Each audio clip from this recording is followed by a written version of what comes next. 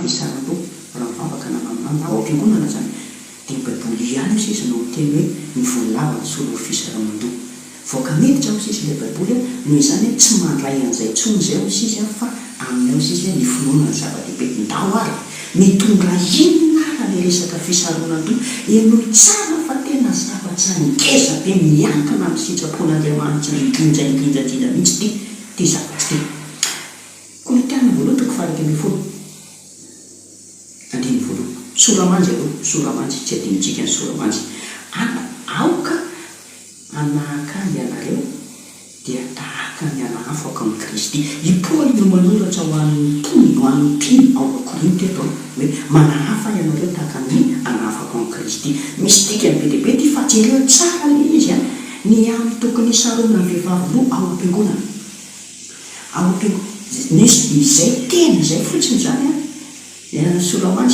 solomanjy amin'ny andiny faharoa iditra amin'ny andiny faharoa fa andiny voaloha le hoe aoka anahaka ianareo tahaka ny anahafaka fa solomanjy miditra amin'ny andiny faharoa amin'izay tsika dia misisy le solomanjy hoe ny amin'ny tokony isarona ny vehivavy loha ao am-piangonana mazava tsara zay hoe tokony isarona ny vehivavy ao am-piangonana azavaina le izy hoe mivoaka miditra marina ve ty baiboly ty sa le hevitra ny tiafa dia voasany le hevitry le izy andiny faharoa ary mideranareo aho satria mahatsiaro aho amin'ny zavatra rehetra ianareo sady mitana tsara ny fampianarana natolotra araka ny nanorako azy taminareo teto zany dia faly zany Paoly rehefa tonga tao am-piangonana Paoly dia nahita ny vehivavy ny sarindreo tao am-piangonana dia faly Paoly dia nahita ny lehilahy tsy nanao lava volo dia faly Paoly manaraka tsara ny fampianarana natolotra nareo sisa araka nampiasako azy amin'ny Kristy inona le fampianarana toizatsika andiny fahatelo ary tiako fantatrareo fa eny tsara tiako fantatrareo fa Kristy no lohan'ny lehilahy rehetra Kristy no lohan'ny lehilahy rehetra zay le fampianarana manaraka ary ny lehilahy kosa ny lohan'ny vehivavy Kristy lohan'ny lehilahy lohan'ny vehivavy manaraka ary Andriamanitra ny lohan'ny Kristy zay rehefa tsara zay zany le zay zany ny fampianarana no hoentin'ny Paoly zany hoe resaka organigramme entre kristiana sy Jesosy Andriamanitra organigramme zany zay zavatra zay entre hoe ny mpanompo sy ny tompony Andriamanitra le tompo ary kristiana le mpanompo hoe zay le organigramme hoe Andriamanitra ao sisy lohan'ny Kristy ary Kristy ao sisy lohan'ny lehilahy ary lehilahy ao sisy lohan'ny vehivavy zay zany tokony hipetraka foana zany zay organigramme zay ao anatin'ny tontolo famponan'Andriamanitra sy ny fivavahana indrindra dia ay sara ny fomba ahitana hoe manaraka an'izay organigramme zay hoe fiangonana sa tsy manaraka ny ahitana an'izay dia izao toizatsika ny ahitana hoe manaraka an'izay drafitra zay hoe fiangonana drafitra moa zany le hoe organigramme raha tsy manao an'ity zany le fiangonana dia tsy manaraka an'le drafitra fa raha manao an'ity zany dia manaraka an'le drafitra hoe Andriamanitra Kristy lehilahy vehivavy azavaitsika eny tsara fanazavana ny lehilahy rehetra raha mivavaka namaminany ka misaron-doha dia mahafa-boninahitra ny lohany eny saky ty zavatra ty le organigramme dia le voninahitra ny Kristy voninahitry ny hitatsika eo zay teny zay Kristy voninahitry ny lehilahy voninahitry ny vehivavy ary Andriamanitra voninahitry Kristy lohan'ny Kristy ohatran'izay le izy dia raha ohatra zany ny lehilahy raha mivavaka ka misaron-doha dia mahafa-boninahitra ny lohany iza raha le lohan'ny lehilahy mahafa-boninahitra ny Kristy dia ohatr'izay koa toizatsika ohatr'izy ny lehilahy rehetra raha mivavaka namaminany ka misaron-doha dia mahafa-boninahitra ny lohany fa ny vehivavy rehetra kosa raha mivavaka namaminany ka tsy misaron-doha dia mahafa-boninahitra ny lohany atseo toizatsika rehefa peo ny lehilahy zany rehefa mivavaka dia tokony tsy misaron-doha fa raha vao misaron-doha izy dia afa-boninahitra le lohany Kristy zany afa-boninahitra zany hoe manevateva sy manao tsinitsinina Kristy izy raha vao misaron-doha ny vehivavy kosa moa sy tokony isaron-doha rehefa mivavaka namaminany fa raha vao tsy misaron-doha izy izy dia mahafa-boninahitra ny lohany izy ny lohany vehivavy ny lehilahy zay aloha zany le izy zay le izy hotoizatsika manko le aza matahotra ianao fa tonga antsika rehefa any am'le hoe hoe ny vololava ny solo fisaroana tonga antsika fa za matahotra ianao fa io tsara ny fanazavana fa zavatra mbola tsy hainao ty mbola tsy hainao taizataiza ty fanazavana ty fa mety hoentiko atao aminareo ty le izy raha hitanao zany hoe fiangonanao tsy misaroko de hita hoentiko aminao le fanazavana de ampy abagazy lehibe hoentinao ho any famonjena ny fanananao miankina be amin'ny fanananao ty toizatsika ny vehivavy rehetra kosa raha tsy misarito ny vehivavy dia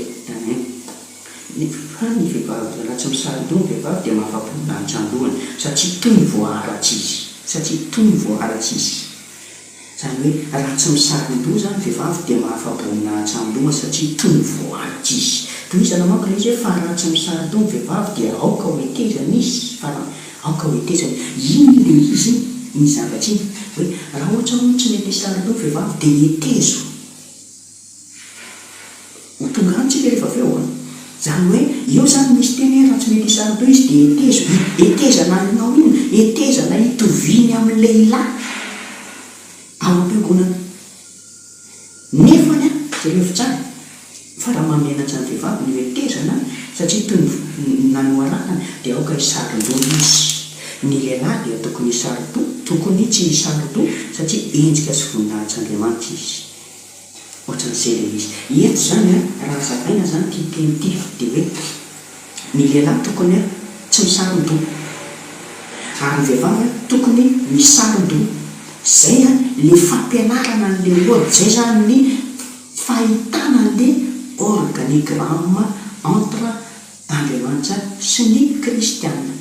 ary Jesosy rehefa misarito ny vehivavy dia manome voninahitra ny lehilahy ary rehefa tsy misarito ny lehilahy dia manome voninahitra ny Kristy izay lohany ihany koa ohatr'izay le izy petsaka tsara izay zavatra zay ny lehilahy kosa dia tokony tsy hisarito satria eriky ny voninahitry'Andriamanitra izy fa ny vehivavy kosa no voninahitry ny lehilahy eo misy kely eto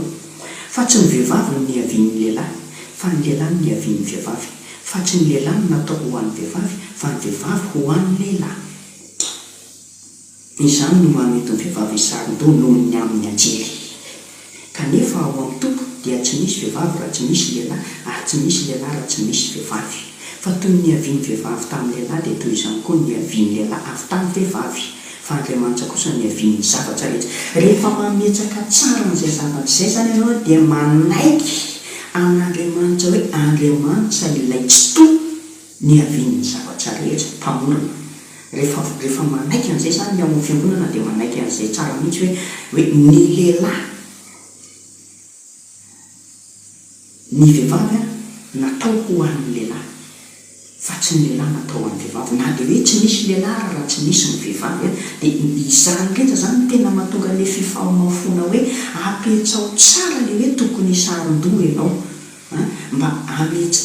mba hipetsaka tsara le organigramme hoe reto le vehivavy dia reto le lehilahy dia rehefa mipetsaka izay ao anatin'le hita maso dia mipetsaka tsara amin'le tsy hita maso hoe fa nitiakosy Kristy sy Andriamanitra eo ambonin'le lehilahy Kristy dia eo ambonin'le vehivavy ambany lehilahy Kristy Andriamanitra zay ny zavatra teny dia zao andiny fahatelo amby folo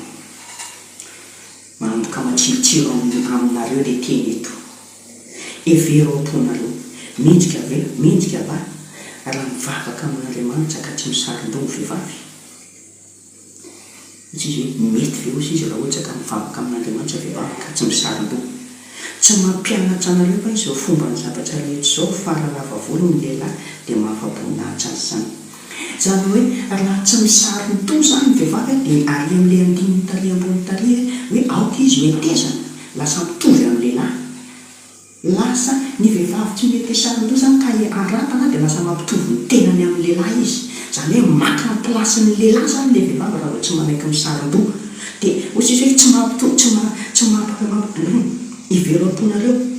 mendrika va raha mivavaka amin'Andriamanitra ka tsy misarito tsy mampianatra anareo fa izy fomba ny zavatra rehetra zao fa raha lava volo lehilahy dia mahafaponinahitra azy zany hoe le vehivavy manety ny volo dia tsy misarito zany ka manaiky ny etezana ny volony dia mampianatra anazy hoe aoka koa zany lehilahy lava volo zany hoe ny dikan'izay teny zay zany hoe raha vao tsy misaron-to le vehivavy dia maka ny plasin'le lehilahy dia lasa mampidina n'le lehilahy eo amin'ny plasin'le vehivavy.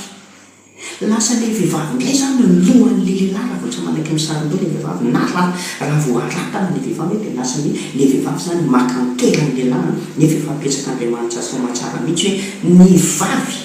dia ny lahy lohan'ny vavy. Dia raha vao lava volo zany le lehilahy ozy izy, raha vao lava volo le lehilahy dia lasa mampidina n'le lehilahy eo amin'ny plasin'le vehivavy zany, dia lasa mampakatra n'le vehivavy eo amin'ny plasin'le lehilahy zany. Zay teny zay zany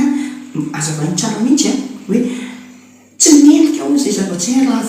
vao lava volo ny lehilahy dia mampitovy ny tenany amin'ny vehivavy, maka amin'ny plasin'ny vehivavy izy. Ary raha vao ny vehivavy kosa no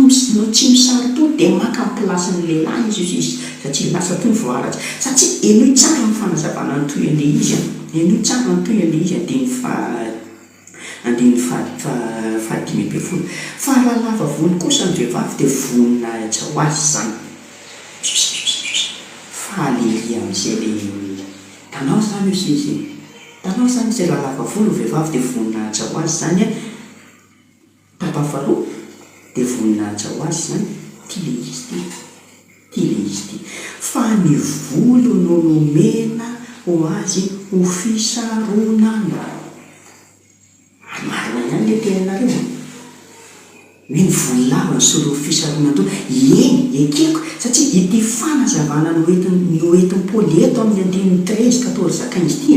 dia noy tsara. Raha vao manapa-bolo sisy le vehivavy ka tsy mety saron-to am-piangonana le vehivavy ka manapaka amin'ny volony izy dia mampitovy ny tenany amin'ny lehilahy izy. Ao am-piangonana izy adiny telo nefa tsara iandro izy ny ao fa raha pitso izy andeha eny amin'ny fiainany andavanandro eny. Ka raha netezana ny volony fa tsy mety saron-to izy nampitovizany amin'ny lehilahy dia nakaka dia ohatr'izay koa le lehilahy lasa maka ny toeran'le vehivavy koa ny lehilahy hoe lasa hoe manao lava volo dia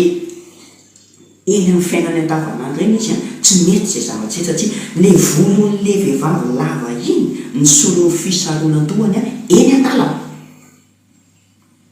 any am-piasana, any am-pianarana, eny amin'ny fiainana andavanandro. Eny amin'ny fiainana andavanandro eny zany dia rehefa lava volo ny vehivavy dia ino ny solo fisaronan-dohany, voninahitra ho an'ny lohany iny dia ny lohany dia ny lehilahy. Fa raha vao lava volo kosa ny lehilahy dia mahafa-boninahitra ny lohany, lohany izy lasa mampitovy ny tenany amin'ny vehivavy. Ilay hoe ny volo lava solo fisaronan-doha ity zany amin'ny andiny fahadimy ambin'ny folo tapany farany ity dia le amin'ny fiainanao vehivavy eny amin'ny fiainana andavanandro eny iny, hoe eny amin'ny fiainanao andavanandro eny dia lava volo ianao dia voninahitra ao anao iny, voninahitra ny lohanao iny, ny lohanao dia ny lehilahy. Raha vao fohy volo zany ny vehivavy dia lasa tsy manome voninahitra ny lohany izy fa lasa maka ny plasin'le lohany izy dia le lehilahy. Dia raha maka ny plasin'le lehilahy izy dia le lehilahy zany lasa maka ny plasin'le vehivavy, na lasa hoe solitra ary amin'ny plasin'i Kristy dia lasa nampisolitra ny Kristy, lasa any amin'ny plasin'Andriamanitra, nampidina n'Andriamanitra ary ambany vehivavy. Zay kely fanazavana mety jereo tsara ny andiny fahaenina ambin'ny folo fa raha misy olona totiady dia tsy manana an'izany fanao izany isika na ny fiangonan'Andriamanitra Eklezia. Hitanao zany raha tsy manaraka an'izay javitra nomena zay zany dia manakorotana an'ilay organigrama hoe lasa le vehivavy maka amin'ny plasin'le lehilahy dia le lehilahy maka amin'ny plasin'le vehivavy, dia lasa le Kristy le lehilahy maka amin'ny plasin'i Kristy dia Kristy maka amin'ny plasin'Andriamanitra dia Andriamanitra midina ary ambany ary dia tsy mety zay zavatra zay izy fa lasa mikorotana. Iny le hoe fikorotanana iny le tiany tenenina amin'ity hoe raha misy olona tiady dia tsy manana an'izany, manakorotana zany, manakorotana ny organigrama manjavitra n'Andriamanitra sy ny kristianina raha ohatra ka hoe tsy misarona ny vehivavy ao am-piangonana. Izay dikan'io teny io, fa le teny le natonga le olona ny teny io voaka mihitsy ao sika ny baiboly dia izao le volo lava ho an'le vehivavy iny eny amin'ny fiainany andavanandro iny, voninahitra ho azy eny amin'ny fiainana andavanandro iny, solo fisaronan-dohany. Fa rehefa ao am-piangonana izy dia mila misaron-doha foana na dia lava volo azy. Ao zay tapitra ny fanazavana iny angamba ataoko hoe ampy angamba izay fa afaka hidirana misimisy iny amin'ny fotoana manaraka. Fa zay aloha ny zavatra voaresaka momba an'iny. Dia nisy commentaire koa anankiray tao amin'ny